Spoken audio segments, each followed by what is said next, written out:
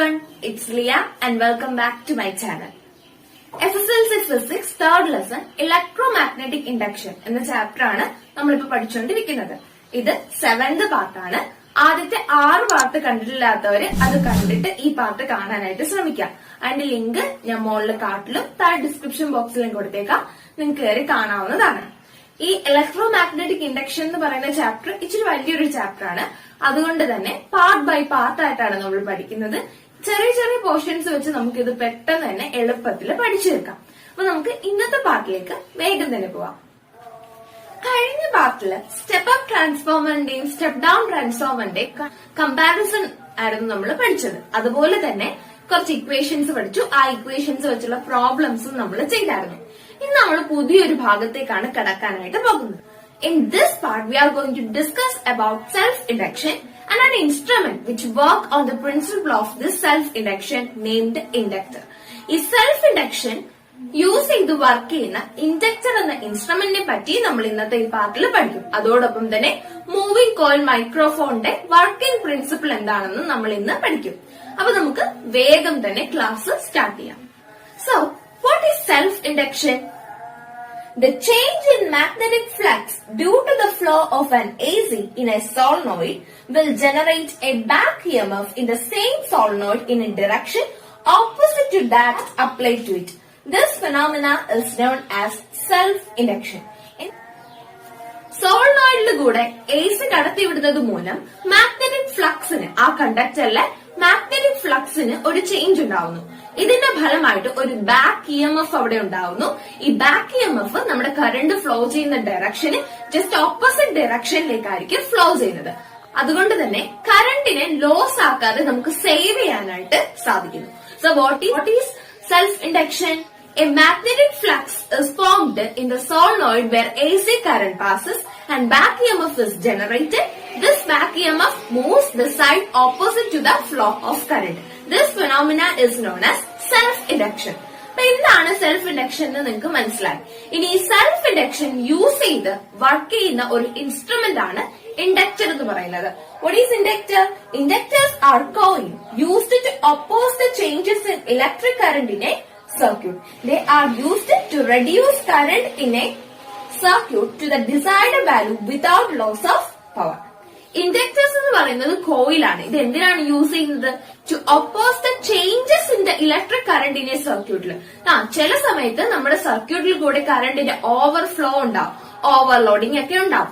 ആ സമയത്ത് ഈ കറണ്ടിന്റെ ചേഞ്ചസിനെ ഒപ്പോസ് ചെയ്ത് കറണ്ട് ഫ്ലോ ചെയ്യുന്നത് മൂലം ഇൻസ്ട്രുമെന്റ്സിന് നമ്മളുടെ കറണ്ടുമായിട്ട് കണക്ട് ചെയ്തിരിക്കുന്ന ഉപകരണങ്ങൾക്ക് ഒരു കേടും വരാതെ തന്നെ ഓവർഫ്ലോ ഒക്കെ ഉണ്ടാവുന്ന സമയത്ത് ഈ ഇൻഡക്ടർ സെൽഫ് ഇൻഡക്ഷൻ യൂസ് ചെയ്ത് വർക്ക് ചെയ്യുന്ന ഇൻഡക്ടർ ആ കറണ്ടിനെ ഒപ്പോസ് ചെയ്യുന്നു. അതിന്റെ ഫലമായിട്ട് ഒരു ബാക്ക് EMF അവിടെ ഉണ്ടാവുന്നു. ഈ ബാക്ക് EMF എന്താണ് ഫ്ലോ ചെയ്യുന്നത്? നമ്മുടെ കറണ്ട് ഫ്ലോ ചെയ്യുന്നതിന് ജസ്റ്റ് ഓപ്പോസിറ്റ് സൈഡിൽ കൂടെയാണ് ബാക്ക് EMF ഫ്ലോ ചെയ്യുന്നത്. അതുകൊണ്ട് തന്നെ നമുക്ക് കറണ്ട് ലോസ് ഉണ്ടാവുന്നില്ല. There is no power loss in that circuit. ഈ ഇൻസ്ട്രുമെന്റ് ആണ് എന്ത്? ഇൻഡക്ടർ എന്ന് പറയുന്നത്. അപ്പൊ ഈ ഇൻഡക്ടറിനെ ബേസ് ചെയ്ത് കുറച്ച് ക്വസ്റ്റ്യൻസ് നമ്മുടെ ടെക്സ്റ്റ് ബുക്കിൽ കിടപ്പുണ്ട്. നമുക്കൊന്ന് നോക്കാം. First question, why inductors are widely used in AC circuit? AC കൊടുത്തിരിക്കുന്ന സർക്യൂട്ടിൽ എന്തുകൊണ്ടാണ് ഇൻഡക്ടേഴ്സിനെ ഒരുപാടായിട്ട് യൂസ് ചെയ്തത്? ഫസ്റ്റ് റീസൺ എന്ന് പറയുന്നത് ഇത് എന്തിനാണ് യൂസ് ചെയ്യുന്നത്? To control and decrease the current without power loss. കറണ്ടിനെ കൺട്രോൾ ചെയ്യാനും അതിനെ കുറയ്ക്കാനും ഓവർഫ്ലോ ഉള്ള സമയത്ത് കുറയ്ക്കാനും ഈ ഇൻഡക്ടേഴ്സ് കൊണ്ട് സാധിക്കുന്നു. വിത്തൌട്ട് പവർ ലോസ്, നമുക്ക് അവിടെ പവർ ലോസ് ഉണ്ടാവുന്നില്ല. അതുകൊണ്ടാണ് AC സർക്യൂട്ടില് AC ഉപയോഗിക്കുന്ന സർക്യൂട്ടില് നമ്മുടെ ഇൻഡക്ടേഴ്സ് വൈഡ് ആയിട്ട് യൂസ് ചെയ്യുന്നത്. If the resistors are used instead of this inductor, what is the disadvantage എന്നാണ് അടുത്ത ക്വസ്റ്റ്യൻ. ഈ ഇൻഡക്ടേഴ്സിന് പകരം നമ്മൾ റെസിസ്റ്റേഴ്സിനെ യൂസ് ചെയ്ത് കഴിഞ്ഞാൽ എന്താണ് അവിടെ ഉണ്ടാവുന്ന disadvantage? Energy lost in the form of heat. ഹീറ്റിന്റെ ഫോമില് എനർജി ലോസ് ഉണ്ടാവുന്ന അവിടെ. ഇവിടെ നമുക്ക് ഇൻഡക്ടർ യൂസ് ചെയ്യുന്ന സമയത്ത് പവർ ലോസ് ഒന്നും തന്നെ ഉണ്ടാവുന്നില്ല. പക്ഷേ ഇൻഡക്ടേഴ്സിന് പകരം നമ്മൾ റെസിസ്റ്റേഴ്സ് യൂസ് ചെയ്ത് കഴിഞ്ഞാൽ എന്ത് സംഭവിക്കും? അവിടെ എനർജി ലോസ് ഉണ്ടാവും in the form of heat. ഹീറ്റിന്റെ ഫോമില് എനർജി ലോസ് ഉണ്ടാവും. Last and final one, moving coil microphone. Moving coil loud speaker എന്താണെന്ന് നമ്മൾ കഴിഞ്ഞ ക്ലാസ്സുകളിലായിട്ട് പഠിച്ചിരുന്നു. ഈ ചാപ്റ്ററിന്റെ അല്ല, അതിന് മുന്നേ പഠിച്ച ചാപ്റ്ററുകളിൽ മൂവിംഗ് കോയിൽ, ലൗഡ് സ്പീക്കർ എന്താണെന്ന് പഠിച്ചിട്ടുണ്ട് ഫസ്റ്റ് ചാപ്റ്ററിൽ. അപ്പൊ ഇന്ന് നമ്മൾ പഠിക്കാൻ പോകുന്ന മൂവിംഗ് കോയിൽ മൈക്രോഫോണെ പറ്റിയാണ്. So look at that figure in your text book. ഒരു ഫിഗർ ആ ടെക്സ്റ്റ് ബുക്കിൽ തന്നിട്ടുണ്ട്. മൂവിംഗ് കോയിൽ മൈക്രോഫോണിന്റെ ഫിഗർ ടെക്സ്റ്റ് ബുക്കിൽ തന്നിട്ടുണ്ട്. ആ ഫിഗർ യൂസ് ചെയ്ത് കുറച്ച് ക്വസ്റ്റ്യൻസ് എടുപ്പോൾ നമുക്ക് അതൊന്ന് ആൻസർ ചെയ്യാം. First one, which are the main parts of a moving coil microphone? ഒരു മൂവിംഗ് കോയിൽ മൈക്രോഫോണിന്റെ മെയിൻ ആയിട്ടുള്ള പാർട്ട് ഏതെല്ലാം? Diaphragm, voice coil, permanent magnet, etcetera.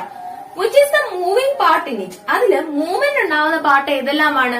ഡയഫ്രമും voice കോയിലും ആണ്. നമ്മൾ ഇലക്ട്രിക് പൾസ് ചെയ്യുന്ന സമയത്ത് ഡയഫ്രോം വോയിസ് കോയിലും ആണ്. മൂവിംഗ് കോയിൽ മൈക്രോഫോണിന്റെ ഡയഫ്രോം വോയിസ് കോയിലും ആണ് vibrate ചെയ്യുന്നത്. If a sound is produced in front of a movable diaphragm, what will happen to the diaphragm? The diaphragm undergoes vibration. Diaphragmത്തിന് vibration ഉണ്ടാവുന്നു. What happens to the voice coil then? Diaphragm vibrate ചെയ്ത് കഴിയുമ്പോൾ voice coilന് എന്ത് സംഭവിക്കുന്നു?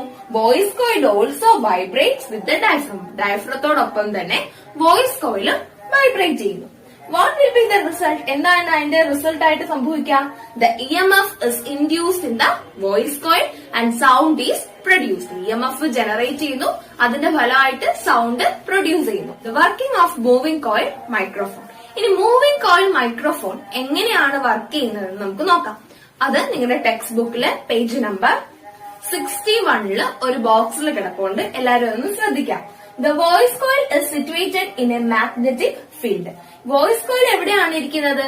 നമ്മുടെ moving coil മൈക്രോഫോണിന്റെ magnetic ഫീൽഡിനകത്താണ് voice coil ഇരിക്കുന്നത്.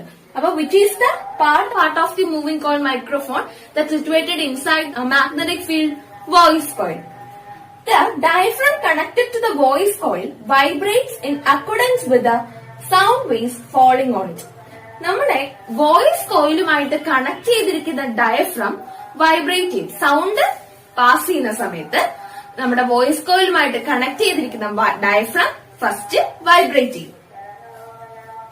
As a result, electric signals corresponding to the sound waves are generated in the voice coil. ഈ ഡയഫ്രത്തിന്റെ vibration മൂലം തന്നെ ഇലക്ട്രിക്കൽ സിഗ്നൽസ് ഉണ്ടാവുന്നു.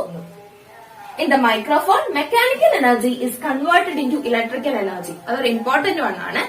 ഏത് എനർജിനെയാണ് ഇലക്ട്രിക്കൽ എനർജി ആയിട്ട് മൂവിംഗ് കോയിൽ മൈക്രോഫോണിൽ കൺവേർട്ട് ചെയ്യുന്നത്? മെക്കാനിക്കൽ എനർജിനെയാണ്. Mechanical energy is converted into electrical energy. So how this moving coil microphone produce sound? When sound passes through the microphone, the diaphragm which is connected to the voice coil vibrates. As a result, electrical pulses are generated in the voice coil. Their mechanical energy is get converted into electrical energy. As a result, sound is produced. This is the working principle of moving coil microphone. അപ്പൊ ഇങ്ങനെയാണ് moving coil മൈക്രോഫോണിൽ sound ഉണ്ടാവുന്നത്. അപ്പൊ ഈ മൂന്ന് part, അതായത് self ഇൻഡക്ഷന്റെ definition important ആണ്, അത് പഠിച്ചു വെക്കാം. അതോടൊപ്പം തന്നെ സെൽഫ് ഇൻഡക്ഷൻ യൂസ് ചെയ്ത് വർക്ക് ചെയ്യുന്ന ഇൻഡക്ടർ എന്താണെന്നും ഇൻഡക്ടറുടെ ബേസ് ചെയ്ത് നമ്മൾ കുറച്ച് ക്വസ്റ്റ്യൻസ് പഠിച്ചില്ലേ, ആ ക്വസ്റ്റ്യൻസ് എന്താണെന്നും പഠിച്ചു വെക്കാം. അതോടൊപ്പം തന്നെ മൂവിംഗ് കോയിൽ മൈക്രോഫോണിന്റെ വർക്കിംഗ് പ്രിൻസിപ്പിളും പഠിച്ചു വെക്കാം. ഇത്രയുള്ള ഈ മൂന്ന് പാർട്ടിൽ നിന്ന് എക്സാമിന് ചോദിക്കാൻ സാധ്യതയുള്ളത്. അപ്പൊ ഇത് മൂന്നും നന്നായിട്ട് പഠിച്ചു വെക്കാം. അപ്പൊ ഇന്നത്തെ ക്ലാസ് നമുക്ക് ഇവിടെ വെച്ച് അവസാനിപ്പിക്കാം. ഇനി power transmission and distribution, house hold electrification ഒക്കെയാണ് പഠിക്കാനുള്ളത്. അത് നമുക്ക് വരുന്ന പാർട്ടുകളിലായിട്ട് പഠിക്കാം. എന്റെ ഈ ചാനലിലേക്ക് ആദ്യമായിട്ട് ആരെങ്കിലും വന്നിട്ടുണ്ടെങ്കിൽ please make sure to subscribe. അതിന്റെ അടുത്തുള്ള കുഞ്ഞു ബെല്ലൈക്കൺ കൂടി ഒന്ന് എനേബിൾ ചെയ്തേക്കാം. ബെല്ലൈക്കൺ എനേബിൾ ചെയ്യുന്ന സമയത്ത് 3 ഓപ്ഷൻ വരും. അതിൽ ഓൾ എന്ന ഓപ്ഷൻ സെലക്ട് ചെയ്ത് കഴിഞ്ഞാൽ എന്റെ എല്ലാ വീഡിയോസിന്റെയും നോട്ടിഫിക്കേഷൻ നിങ്ങൾക്ക് ലഭിക്കുന്നതായിരിക്കും. അതുപോലെ തന്നെ എന്റെ ക്ലാസ് ഇഷ്ടപ്പെടുകയാണെങ്കിൽ തീർച്ചയായും ലൈക്ക് ചെയ്യുക, ഷെയർ ചെയ്യുക, നിങ്ങളുടെ സജഷൻസ് താഴെ കമന്റ് ബോക്സിൽ അറിയിക്കാം. അപ്പൊ നമുക്ക് മറ്റൊരു പാർട്ടുമായിട്ട് വരും ദിവസങ്ങളിൽ കാണുന്നത് വരെ എല്ലാവർക്കും നന്ദി, നമസ്കാരം.